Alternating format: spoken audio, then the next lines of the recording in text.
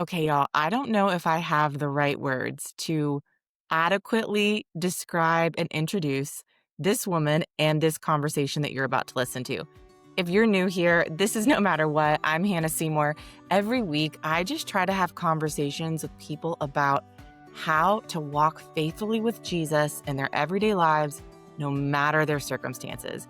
And this week, I was connected to the most just lovely, salt of the earth, real, enjoyable woman. Her name is Katie Blackburn. I was connected to Katie through my literary agent. We have the same agent, and my agent just thinks the world of this woman, and now I do too. But let me just tell you a little bit about Katie first. Katie is a writer, an author, a singer, and really the heart of our conversation is just how to trust God, how to be brave and courageous when pretty much all of life crumbles around you. Your life looks nothing like you thought it would.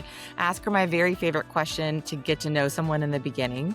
And she actually has a lot of fun with that question, which kind of leads us to a conversation about in parenting, how important purpose is for our kids, no matter what age they're at. Anyway, here's the bottom line.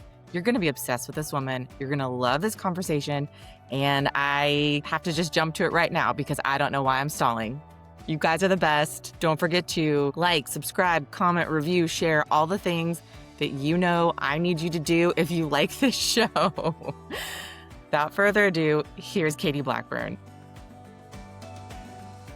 Katie, I kind of can't believe we're finally connecting because as we talked about before I press the record button, we share the same literary agent and she talks about you all the time. And so what I know about you, your brand from her is Katie Blackburn is the real deal. Okay, I'm so honored by that, truly. And she says the exact same about you, Hannah. So, well, that's kind. And I also sometimes I'm like, Carly, I know you don't just blow smoke or just say things to say things. So I have to trust that what you're saying is real. It's more about me. When she's saying kind things about me, I'm like, are we sure? Are you? yes, but no, you're absolutely right. Yeah, she's not gonna just fluff people for the sake of fluffing. So it's such an honor to be here with you, Hannah. Well, thank you. I think you know, but for our listeners, no matter what is really about having conversations with people just to talk about how do we live faithfully unto Jesus? How do we walk with God in our everyday life, no matter what's going on? So whether life is insane, whether it's lovely, whether it's, a tragedy has happened, whether it's just the ordinary, mundane, changing diapers, like no matter what's going on, what does it look like for us to walk faithfully with Jesus? So before we dive into that bigger conversation, okay, the question I hate more than anything in the world, especially in situations like this, is the prompt, tell me about yourself or tell us a little bit about yourself. Because I'm always like, there's 800,000 layers that that I would need to unpack for you. So I'm not going to do that to you. What I'm going to do is ask you this. I want to hear about who Katie was as a 16-year-old. Oh. What was she like? What was her context? And then if we let her time travel to you now, 2025 Katie, what would her reaction be to life? So start with 16-year-old Katie. Tell us who you were at 16. What a fun question. I kind of love that you started with 16 because I think I might have peaked at 16 actually. So let's start there. That's perfect. I loved being 16. I was a very competitive soccer player all of my life. So I'm just like a sporty spice girl through and through. And at 16, I was probably like riding high on my soccer career. Yeah. I loved it so much. Was really, blessed with, I always tell people, my mom is super athletic and my dad is just like the disciplined, hard worker, never been late to anything in his life kind of a guy. And so I have this like grit and work ethic from my dad and this just athleticism from my sporty mom. And I just put that on the soccer field and I got the chance to play for state and regional and U.S. youth national teams. And then even in college, so I just 16 was just a sweet age for me. I was not probably like a typical 16-year-old because I was like missing homecomings and junior proms because I just wanted to play soccer, like this is so fun. Wow. But I drove, my first car was a black Volkswagen Beetle. Okay. And I What a just like, great oh first my car. gosh, I loved being 16. It was great. Do you Um, think I'm trying to now I'm so like, did gosh, everyone love being 16? I guess not everybody. I don't know. But I don't think everybody does because you know what? Being a yeah. teenager is hard. Yeah, that's You true. know, Yeah, it's okay. just like Okay. the hormones and the acne Yeah. and all. I had all that stuff Yeah. too, but I just had a good outlet in it with, Yeah, you had a playing goal, soccer. you had something, you had purpose. I mean, that's something I think about a lot for my kids of, like, the Mhm, importance of them having purpose at no matter what mhm, age or stage they're at, and, like, mhm. that's great purpose for a 16-year-old. Hannah, you are exactly right. And honestly, like we could probably go deeper into that. And I know we're still on the intro question, but that is exactly That's it. The, this like this can the go wherever we purpose. want it to. Perfect. Well, and then I have to expand on that. That's exactly right. I had Mm, purpose. I had something that I felt a part of that was really mhm. meaningful. And it doesn't need to be competitive sports or athletics or anything like that. But Yeah, and I read years later when I became a mom and I had young kids about I mean, I think it's important for girls and boys, but this book that I was reading was particularly about parenting boys and how like young men just thrive. Young mm, boys mhm, thrive on knowing they have a role and a purpose, a place, even in their own mhm. family. So like I've Yes. tried from a very young age for my little guys, like my 5-year-old, we couldn't do this without you, buddy. Thank you. I'm so glad that you can do this, in our family. Yes. Even, I mean, even small things like around the home or the way they encourage their siblings or, Yes. things like that. So I love that. I'm so glad you pointed that because I was so blessed to have that. And mine Mhm. was just happened to be competitive sports, but whatever it is, I think for all of us, we never outgrow that need, right? To Yep. feel like Uh, okay, so we're making pause. a difference. Hmm. Is the book David Thomas? Is it Wild Things? Or no, It's not different it book? was not Okay. Wild Things, but I am obsessed with David Thomas. Uh-huh. I think he also people will ask, like, "What Mhm, parenting books do you recommend?" I'm like, mhm, I mean, I don't know, pick one that interests you and mhm, skim it or whatever, but I'm mhm. David Thomas for boys, always, always, Sissy Golf for And girls. Sissy Anyway, Golf that's for fine. girls, you cannot go wrong with them. Totally, Okay, totally. so you've got soccer Mhm, field, purpose. Where are you mhm. living at the time? Where did you I'm grow up? in the Bay Area in Northern California. Okay, okay. Are you California still in girl. California? Is that where No, you I'm in are? the Pacific Northwest now. Okay, But I same spent coast. Yep, same coast. But I spent all my, till I was 18 years old in California. So I claim that as I'm a Californian Yeah, yeah. at Okay. heart. Anything Um, else about your 16-year-old self before gosh. we jump? Yeah. She was real bad at math. I'm still real bad at math. Like I feel that's What were your important hope to know. what were your hopes and dreams? Like, were Mhm. you like, I wanna play soccer professionally, or was this just Yeah. like, I'm gonna do this through college, or what was Mhm. the I mean, women's professional soccer was sort of like just emerging at that time that when I was Oh, 16. sure. But of course I wanted to play forever. I was like Yeah. a one track mind. I didn't know how to put makeup on. I didn't know how to, I mean, when I say I was Uh-huh. like the quintessential sporty, that's all I did. But I had good solid friends.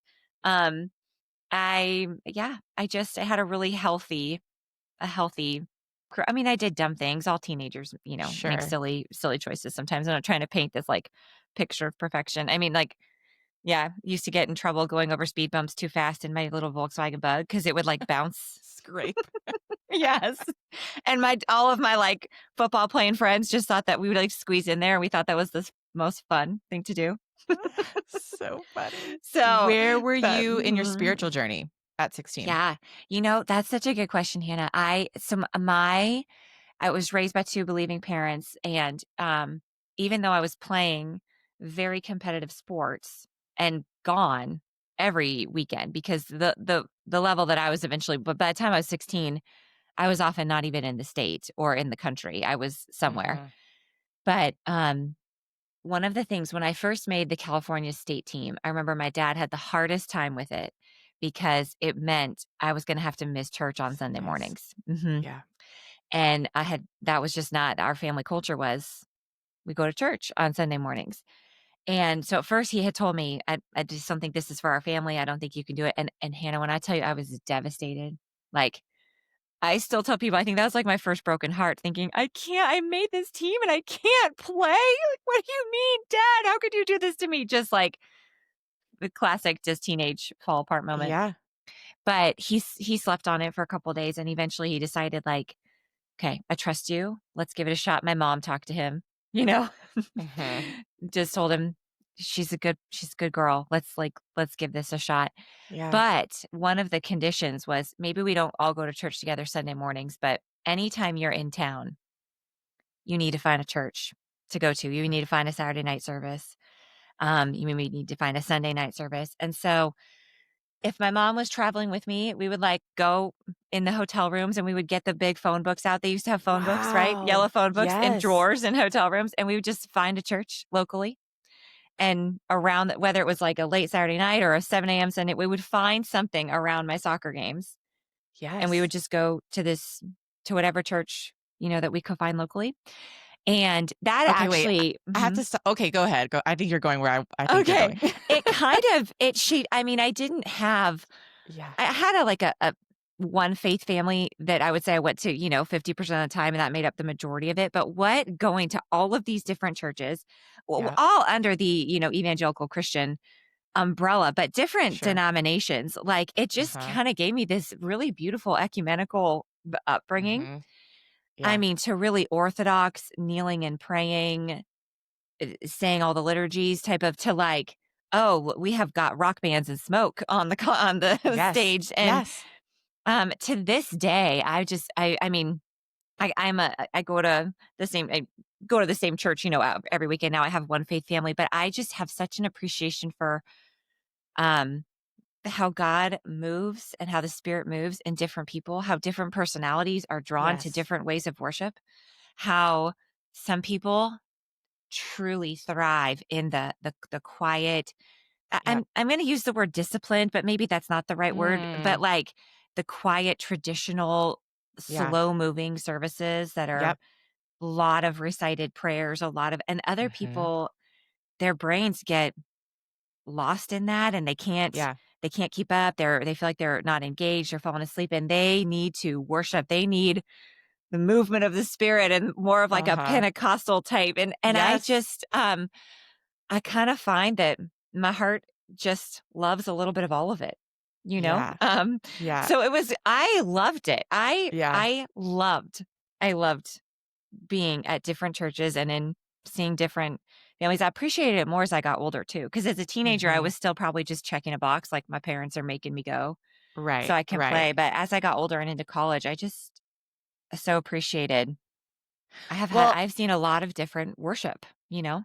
I was gonna say, Mhm. I mean, there's so many things to that for you, to your point of, Mhm. like, being exposed to just different ways of worshiping and how, Mhm. the Lord is reflected in different ways throughout different Mhm. denominations, and Mhm. I traveled for 3 summers with this, like, Christian singing dancing group, Uh-huh. and so every Sunday, I mean, we were singing in churches on, well, like, truly every night of the week, but, Mhm. on Sundays, we would be part of the service, but that was my first Mhm. exposure, and primarily the churches we were going to were very small churches. I grew up, Mhm. Mhm. mostly at a mega church in the Washington, DC area where my dad was the senior pastor. Oh, So, wow. like, Mhm. that was my lens, like, this is Mhm. what Mhm. the local Mhm. church Christianity on a Sunday morning and Wednesday night, this is what it looks like. It's Mhm. thousands of people, it's, my Mhm. dad at the front of the stage. Up at yeah. Um, Mhm. and so to be exposed to very small churches, just like you said, Mhm. some that were very, I would say with the group that I toured with, we probably went to more, Mhm. charismatic leaning just because if we were part of their service, Mhm. wasn't Mhm. like a more Yes. liturgical service that we were part of. But um, I I think so few people get to experience exposure to the diversity Yeah. of Mhm. what the local church can look like, and that is Mhm. just, I think Totally. that's so And amazing. again, like this is a trail we could probably go down. Because I do think we tend to like to silo ourselves and kind of Yeah. instead of like exploring what's really beautiful about the way different denominations, have a service, we Mhm. just sort of like to defend our own positions on why we do things the way we do. Yeah. Yeah. And I know I'm not I really don't, posture myself as a critic of the modern church. That there's lots of problems, but I have been very blessed by and large by church families, Yeah. my whole life. Same. So but I do think man, if you're traveling, stop by another local church. Like, Yes. it's just such a rich experience. I mean, I Uh-huh. remember, like, looking up actually, this might not have been a soccer trip. I might have been on a road trip with my dad, but we were in, like we stopped on I-5 in Madras, Oregon, which is in, like, the middle of Oregon, and just found this little church building, and they were so kind to us. "Oh, we're just passing Yeah. through." I mean, when you go to a church with 75 people or less, they find you, and Oh. they wanna talk to you, Oh, yeah. You might and even it's be just invited to wonderful. lunch after. You might be invited to lunch. Whatever is going on, you're welcome to be there. But yeah, I mean, we did mega churches in Houston, Texas, and small Yeah. churches in Fresno, California. I mean, just Yeah. was a gift. But when I was home, I had a church, and they had like a 7 p.m. Saturday night service, and that Mm. often worked for my soccer schedule. Mhm. And by the time I was 16, my parents would just have me drive by myself because they would go, on a Sunday morning Oh. with my brothers or whatever. And I still feel like God just used that time when I was in my little VW Bug driving to church Mm. by myself, you know, I would put on, like, this is gonna date me. I'm 40 now, but "The Power of Your Love" by Darlene Check. Oh, yeah. Oh, yeah. Oh, Hannah.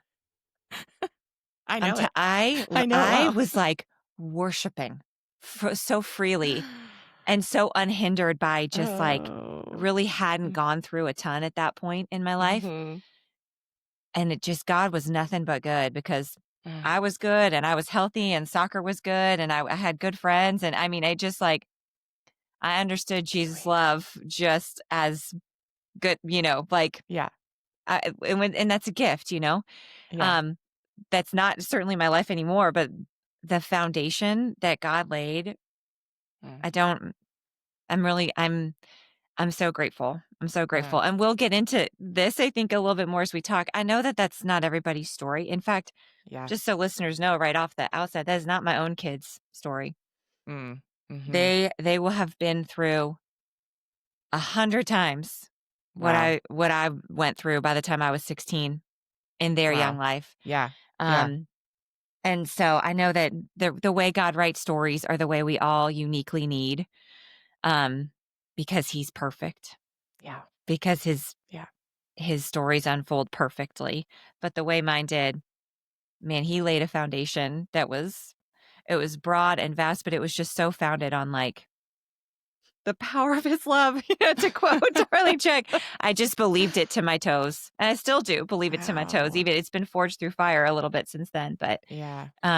man, that was me at 16. Oh Yeah. my gosh. Okay, so we put 16-year-old Katie in a time machine, and she arrives to today To today. and meets And her she's like, 40-year-old what the self. heck happened? It's probably what wow. Okay, so your Uh, life, how does your mhm, life look mhm. different than you would have thought for yourself at Oh that age my in gosh. every way? Goodness gracious. I need to honor the time of this, the time limit on this podcast, but my life is right now, it's completely different. Yeah. Completely different. I'm a divorced single mom of 6 kids. Yeah. Um, and that was not on the bingo card. Yeah. It was not on the bingo card at 16. It was not on the bingo card at 21, 25, 30, 35. Yeah.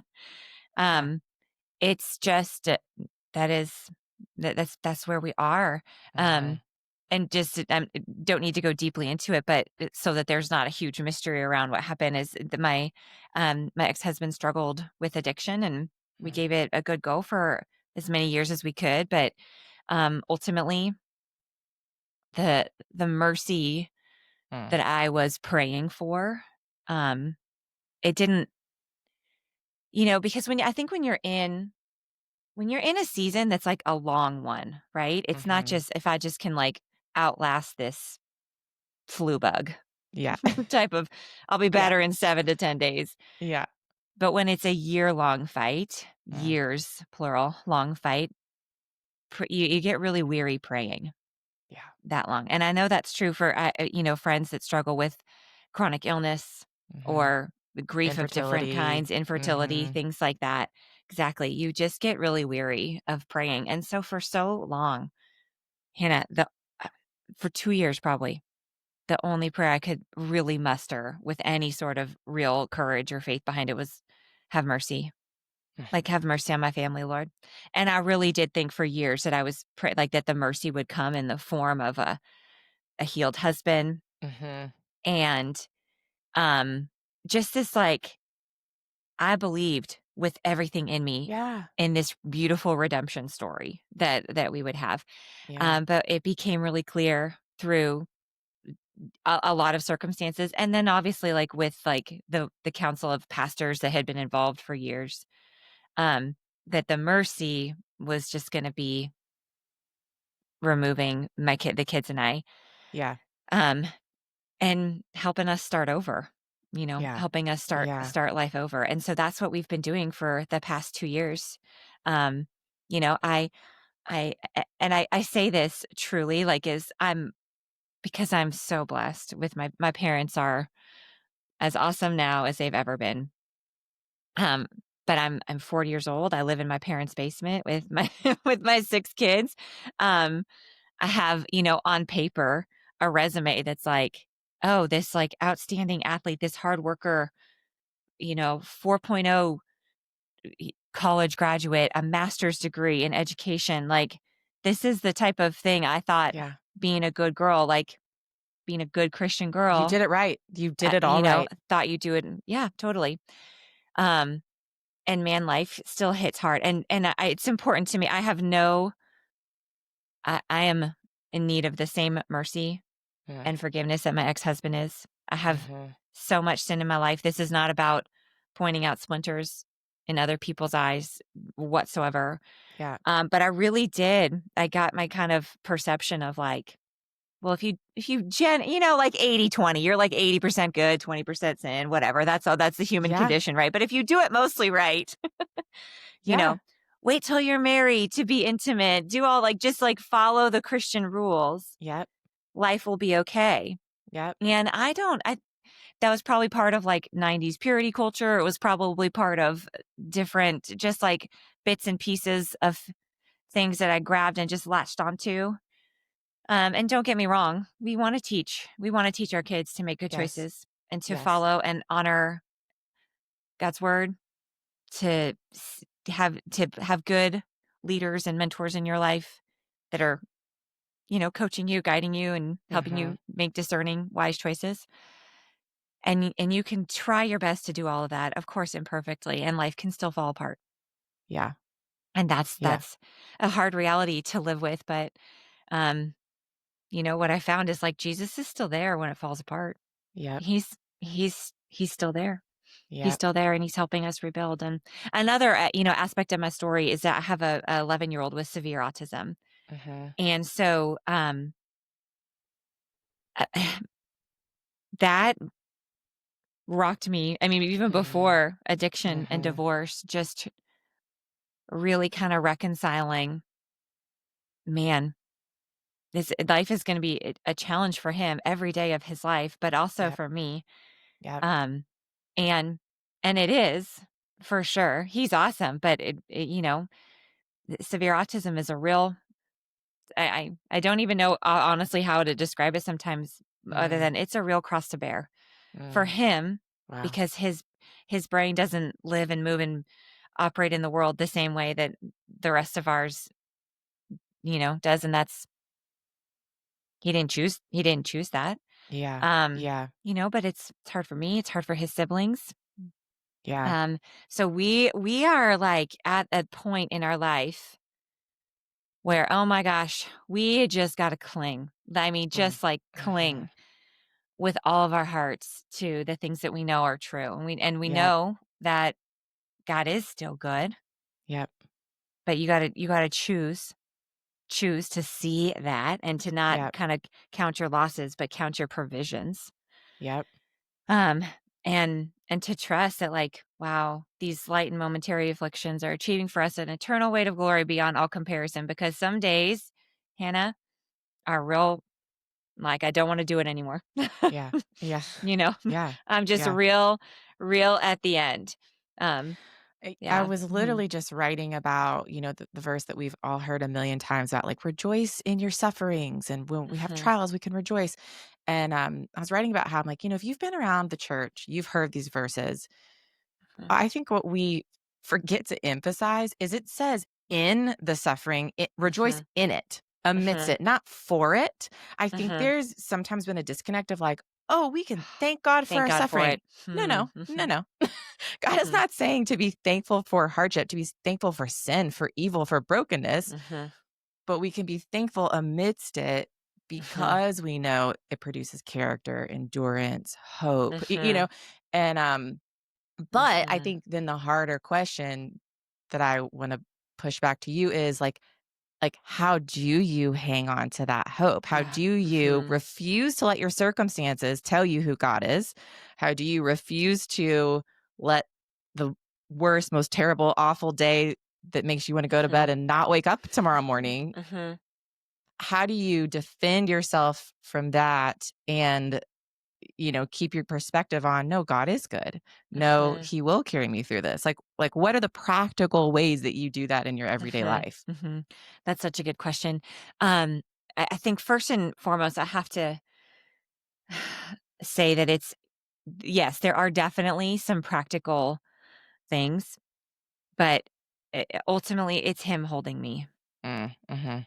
It's his grip on me Yeah. because I think um, I don't know. And even within my own immediate family, there's um, family members who I love dearly who, we grew up being taught the same faith, but circumstances have pushed them away from, Yep.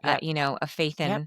in God who could allow hard things, right? Yep. That is the question of if everyone's honest with themselves, we all have asked that Yes. question. Yeah. And Why? that's good. It's a good question. God can handle it. He Yeah. he can handle it. Yeah. Um, but I think God holding me. I Jerry Bridges when I was in college, I just literally this was when, Christian retail stores, Christian bookstores kind of were still you could just kind of walk in and browse like Yes. it Yes. was so fun.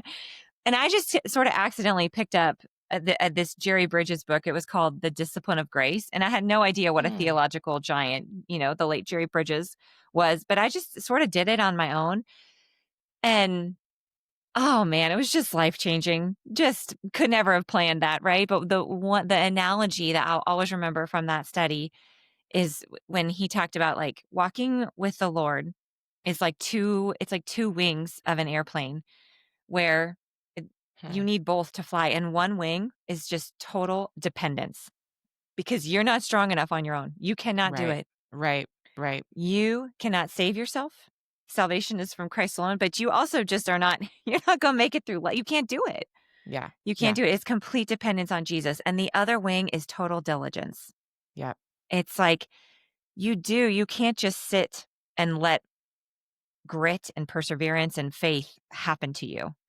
There Mm. are some things you have to practice. And the Yeah. spiritual disciplines certainly, but I think what has kind of kept me going in the last couple of years would be not necessarily my own prayer life. That would be giving myself too much credit because like I said, prayer just was so hard. Mhm. But it was asking other people to pray. And they Mm. have. They have. It was Mm. it was literally just no the intercession of others and their prayers for me and my Yep. kids Yep. has been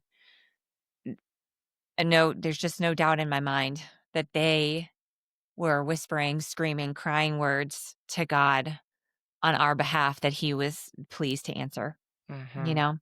Mhm. So it's the prayers of others. And then, how I said, like, God writes our stories the way we all need it. I think, Hannah, I still have just like enough athlete in me from that 16-year-old Katie that when I'm faced with a challenge, I, man, I want to find a way to conquer it. And so Mm.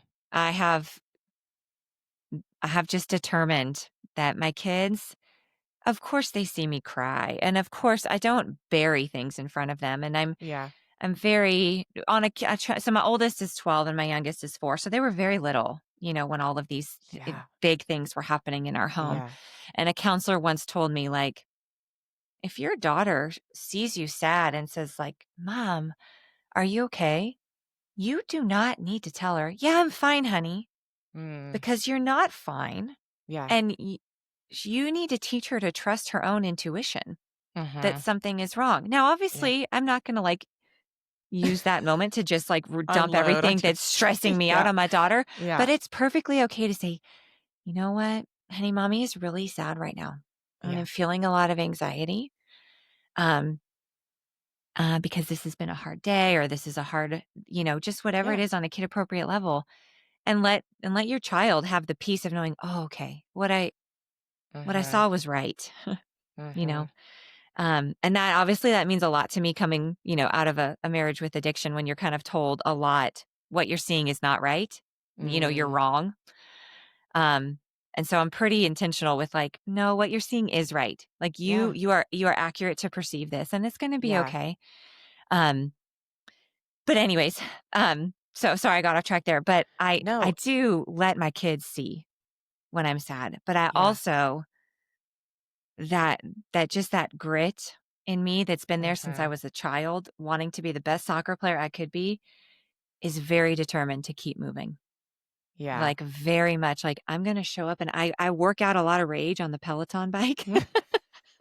I do. I love it. I love it so much. I love a good sweaty session on there, but it helps you metabolize, like moving your body. Like it's just Yeah. a God Well, grief designed system, and anger, I Mhm. think in particular, are such physical Yes. Mhm. emotions that I mean, I remember reading something about um just the grieving process, and this one Mhm. therapist was saying if you are in a season of grief, you need to at least walk every single day. But like Mhm. you physically have to work grief out of your body. Now we know grief, if we Yeah. bury a loved one, that Mhm. grief never fully Right, goes right. away or gets out of our Mhm. body, but Mhm. in the early stages of like no, if Mhm. you are feeling a lot of anger, rage, grief, some of these more like visceral emotions, Mhm. you need to move. And so You to need to. sweat Mhm. buckets on the Peloton is truly one way of kind Yes. of, Mhm.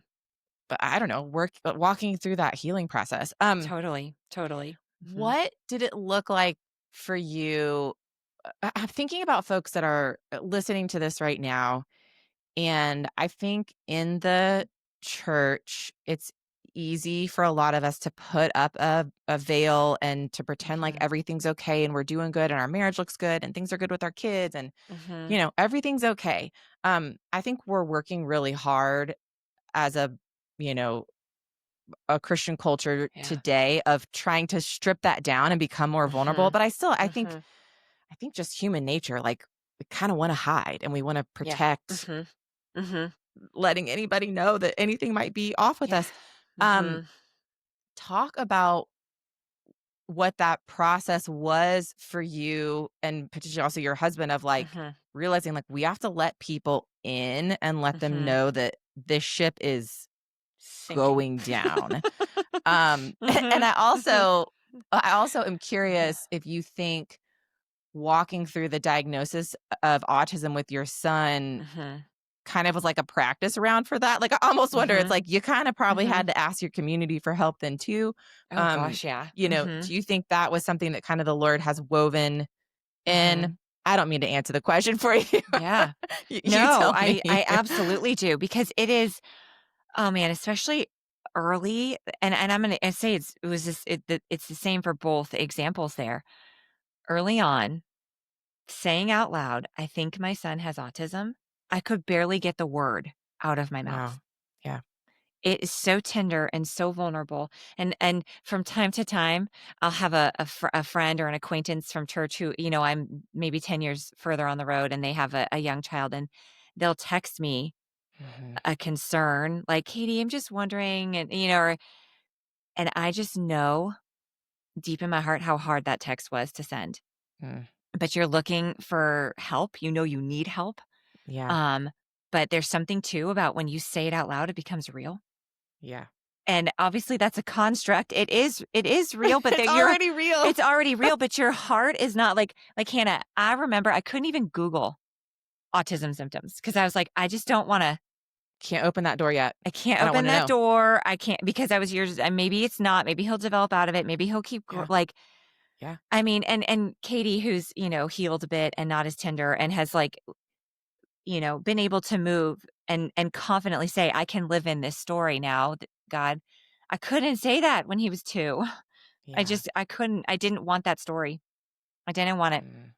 Um, and that's okay. I have grace for that version of myself. I have grace for everybody. I mean, I have grace for the version of me now that's single and is still kind of like living into this story too. But I found it was just a couple people at a time that I did let in about, my son's struggles. And my friend Kelly, she sat on the couch one night and I'm just like sobbing. We had just gotten an evaluation and I get the paper back and it's like, my 2-year-old son was at like a 6-month-old developmental level intellectually with a lot of different things. It's like so Really hard alarming. to Yeah. see that. Um, and my friend just sat there and held my hand. She's like, Katie, I'm not going anywhere. I'm not going anywhere. You're never going to be too much. Your son's never going to be too much. And that was such a turning point for me. Like, well, the Wow. right people will stay. The Mm. right people who are not afraid of a little boy who's maybe a little loud, little different. I might need some help watching my other kids while I chase after that one, like, 'cause it's the right people will stay and they'll stay gladly. They will Mm. stay gladly. Um, but it is hard. It is hard to trust that that's gonna be true. That Yeah. if I let people into this, are they gonna judge? And I will say marriage struggles is really hard. Yeah. Really hard to know, how do I let people into this? Because one, it's in general, it's not a good practice to be speaking poorly of your spouse Totally. at Yeah. all. Even if things Yeah. like genuinely are tough Yeah. and are bad, it just You don't wanna speak ill of your you spouse. don't I want to mean, ever yeah. speak ill of your Yeah. spouse. Um and there's a it's I want to say it's a you see it a lot on secular TV or in secular culture, but unfortunately I do think you see it in the church a lot too. Like, we make lots of jokes about marriage Oh, and, yeah. the old ball and chain and Right. just like Right. there's lots of memes about it. And so as believers, like we want to hold our marriages, these sacred covenants that we made in esteem. Mm. Um, and the coming together of two sinful people is going to always be hard. It is Yep. just hard. Um, and so finding the safe people to process some of those hard things with Mhm. is it takes a lot of discernment. It's like Yeah. you need those people, but you don't need a lot of them. You don't need a lot of them. Like the world, the whole church does not need to know what's going on in Right. in your Right. marriage and what your spouse is struggling with. But a couple trusted people, a pastor Yeah. does need to know, Yeah. like they do. And so I think since I have written publicly about my marriage and my divorce, people reach out to me a lot with like, "What do you do?" And I don't have a formula. It's so hard. Right, It's well, and so hard. every situation's different, every marriage Every is different, every situation is situation is different. different. Mhm, But, I mhm. mean, But if not one, well, first of all, I really want you to be involved in a local church for that yeah. first and foremost. Um, and I want somebody in leadership in that local church to know because Yeah. I can't give advice from afar when I don't know you, I don't know your spouse. Mhm. Um, but somebody who does know you and can pray for you and can speak into you because here's the tough part about a struggling marriage is wondering and waiting in prayer like I was, is God gonna redeem this? Because I love those Yeah. redemption I love those testimony Yes. nights, like, Yes. "We were done, we experienced this, this, this in marriage, and God redeemed us." I Yes. wanted that because 'cause I've heard them all my life. The hardest part is discerning, Mm. what does redemption look like here? And I didn't trust myself with that decision. Um, but I trusted some of the people around me, and I will say in my circumstances, it was clear. It wasn't Yeah. questionable anymore. Yeah. Um, but I still needed help. I needed my pastor to come over to my house and put his hands on my shoulders and say, "Katie, you don't need any more permission to start your Yeah. life over. You Yeah. don't. You'll." Yeah. So, do anyways, Wow. Yeah. somebody has to know. Yeah. Somebody you trust has to know. You cannot carry the weight of being married, raising children, walking your faith out by yourself. Someone has Yeah. to know you. Mhm. Yeah. Someone who's Mhm. safe and, I mean, as you Mhm. said, like, biblically wise, like, who, Biblically wise. who is going to Mhm. say, "How do we Mhm. honor God with Mhm. what we've been given?" And, Exactly. Mhm. um, yeah, that's so Exactly. Nobody, and also, like, nobody is no, not one person, even the people, the pastors, the writers, the yeah, of speakers, course not. Yeah. Yeah. nobody has a perfect answer for you. Yeah. Nobody, but you can get you can get good counsel, and then you can get on your knees before Jesus and beg That's for right. clarity. Mhm. That's right. Yeah. Yeah. Yeah. Mhm. What do you wish people knew, specifically Christians? What do you Mhm. wish other Christians knew about being a single mom of 6 Hmm. kids? Oh, man, what do I wish people knew?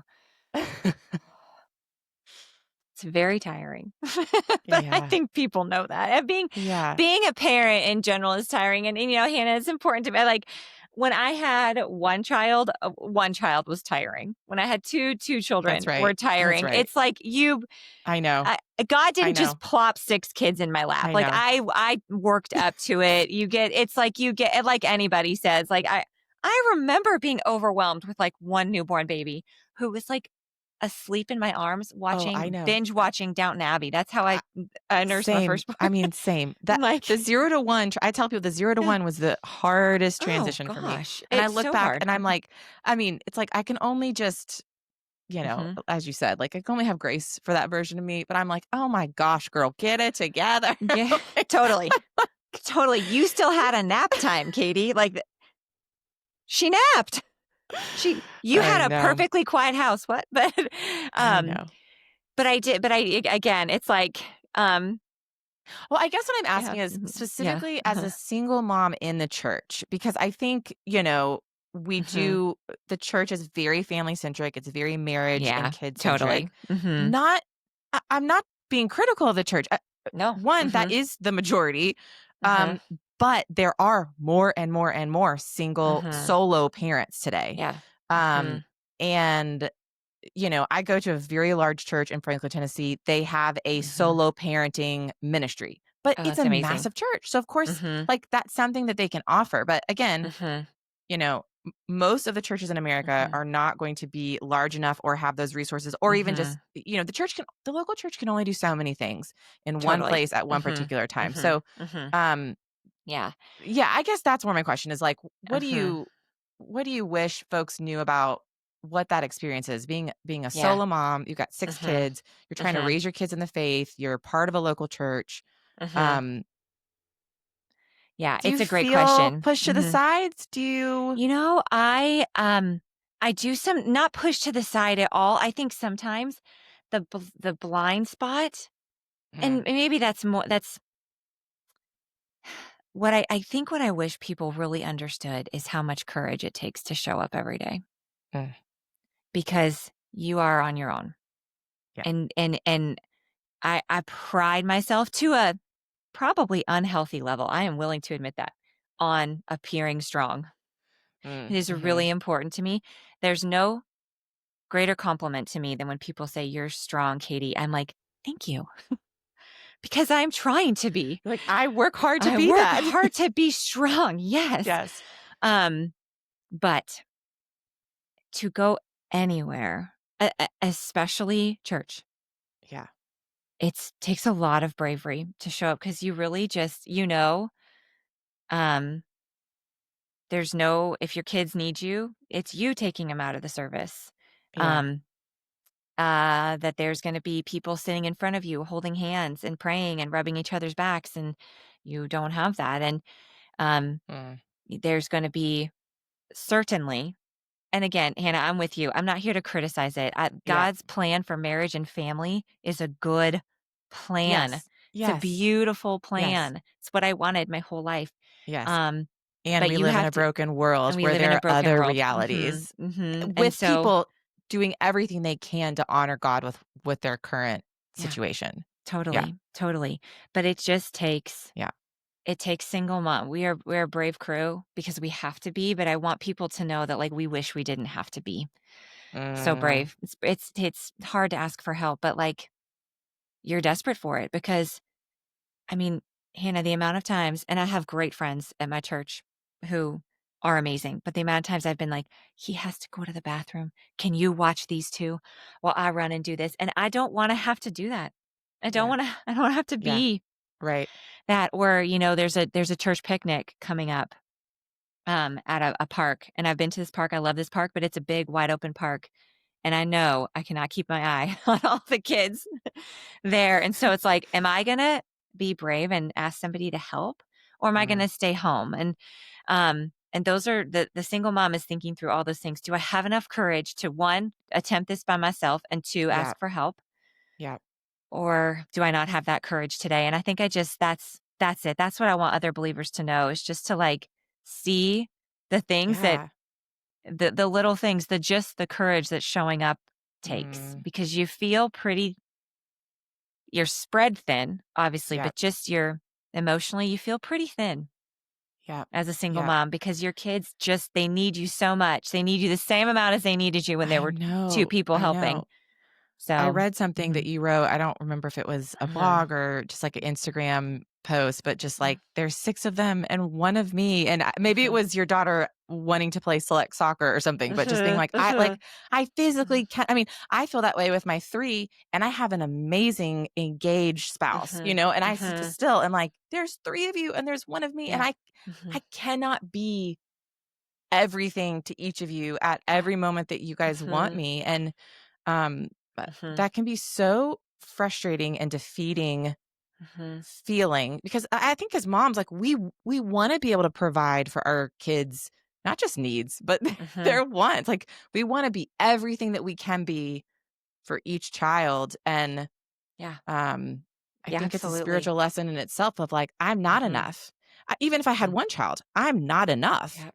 Only Mhm. the Lord can provide for that child's needs fully and completely. And Mhm. then my brain is like going a million directions, because I'm like Mhm. thinking about Mhm. how it's like we all want to be these independent people that can do it all on our own. Well, first Mhm. of all, just from a biblical level, we know that's not true, because we were designed by God for God. So, like, Mhm. right off the bat, without that relationship, we cannot stand on our own 2 Right. feet. Right. But Mhm. then God created us for community. And so it's like, yes, like, because even then we could be like, oh, well, Katie, you just, the Lord is with you. It's like, well, yes, but he's actually, I mean, he is with you at the park with your 6 children, Right. but you can't. I mean, I Mhm. suppose you could be like, Lord, watch these 2 while I take that one to the bathroom. But like, that's not what we're going for. Right. So like Right. practically speaking, it's Totally. no, Mhm. I need other people. Mhm. And Mhm. um, I don't know. I Absolutely. Yeah. just, Yeah. And what you said, Hannah, about, like, just wanting desperately to be enough. I mean, that's yeah. like, I always wanted to be a mom. Mm, Always. And, even when I was that 16-year-old, competitive athlete, I always knew I wanted to be a mom. Um, and that was like an idolatry I had to let go of, like, I wanna be the godly mom, the fun mom, the involved mom. I wanna be like the yes. PTA president. I wanna be that mom that's, Yeah. like, Yeah. there. And literally, I can't even tell you the last time I volunteered at my kid's school. I can't. I'm like, Like, I when would you have time to do I that? don't. I'm Yeah. with other kids, or I'm working, or I'm trying. I mean, it's just, Yeah. there isn't there. But my friend, I was sobbing. I turned 40 this year and got away for 3 days with some of my best friends. And I was just sobbing about this exact thing. Like, I am not enough. This one is really struggling Ugh, with anxiety. This one is really grieving as he gets older, his dad. This one yeah. is, and like, in just all the ways that I cannot do it. And my friend Emily, and I don't know if I think she heard some version of this somewhere. So I'm not even fully sure who to attribute this quote to, but the sentiment was, Katie, you cannot save your kids from their own testimony. Mm, And it is that truth is my lifeline. Because like I said, I want, by the time I was 16, my parents were not divorced. I didn't have a brother that was, hitting his head on the walls or Yeah. making us Yeah. leave places, or like I did not have those things, and my kids do. Yeah. And they had them by the time they were 10, 7, 4, 2. Like Mm, they had them young, but um all things through him, yep. for him, and Yep. even like my kids' story. And so that is just what I cling to. I can't save them for their For their testimony. And I don't testimonies. have my head in the sand that there will not be some deep struggles to have to fight Yeah. through Yeah. in their lives. But Mm, God, if God is the author, then that's right. my job I is to, don't need to yeah, save them from that I don't testimony need to because save them. he has Mhm. allowed that's what's I Mhm. mean, kind of going back to like the why question, it's like Mhm. he's allowed these things to pass in their Mhm. lives, in your life, in Mhm. their life. And Mhm. something I've learned from my dad who has endured chronic pain, has had, I don't know, Yeah. 6 back surgeries at this point. Um, he's like, I learned real early on, why is a fruitless question. Instead of asking why, Mhm. I'm going to ask how. How do Mhm. you want me to endure this? How do you Mhm. want me to walk through this? How do Yeah. you want me to treat others in this? Yes. Amen. Mhm. Okay, so you said So good. what was it? I can't save my kids You from their can't say it save your again. kids. You cannot You save your can't kids save from your their own kids testimony. from their own testimony. Mhm. It also reminded me a friend, Jamie Hurd, who I had her on No Matter What back in Mhm. 2020. She buried her 3.5-year-old son. And, Mm. her thing that Yeah. she just kept coming back to is my kids are not my own. They're Mhm. not mine. They're the Lord's. Yeah. And I'm Yeah. borrowing them. He has stewarded me with these Mhm. precious creatures. Mhm. But at the end of the day, my kids are borrowed from him. Yeah. And so again, just I mean, it's like a different way of saying the same thing of like, Yeah. we want to love and care for our kids as best as we can. Mhm. God wants to do that infinitely Mhm. more than we do. Yes. And I think Yeah. it's just so hard Mhm. for us on this side of eternity to trust Mhm. that the, tragedy and the hardships and the things that he allows into their life um, really can turn out to Mhm. be for their good and his glory. I Yeah. mean, Yeah. And that's I my don't know. prayer, because I that's think, when you lose the control over the ending of that story. yeah, You get to maybe where I should have started, and that's just on my knees recognizing it's all him anyways, you know? yeah. So, Yeah. yeah, Gosh. yeah, Okay. Well, yeah. I feel we've already gone over time. I feel we could talk for 18 more hours. Oh, Hannah, Listen, I'm no, it's not your fault. Okay, sorry. so friends that are Mhm. listening, Katie has a trade book. This is like your first official trade book, right? Yeah, Coming out in mhm, 2026, mhm. August-ish, 2026, we August-ish, think. yep, We are, mhm, just the publishing yes. world. But anyway, so I will Mhm. definitely we have to have you back, before Oh, August so that you can thank tell us you, everything about the book. Hannah. That's And so generous. Thank anyway, you. Mhm. um, it's just been a delight talking to you and learning from you and Oh, just thanks, excited to Hannah. see what God does in your life, in your kids' lives. Mhm. You're on a journey, Thank my you. friend. Thank you. Thank you. It's a joy to talk to you. We like I said, we gotta do it again because we got more to cover. Got so much more. Thanks, Hannah.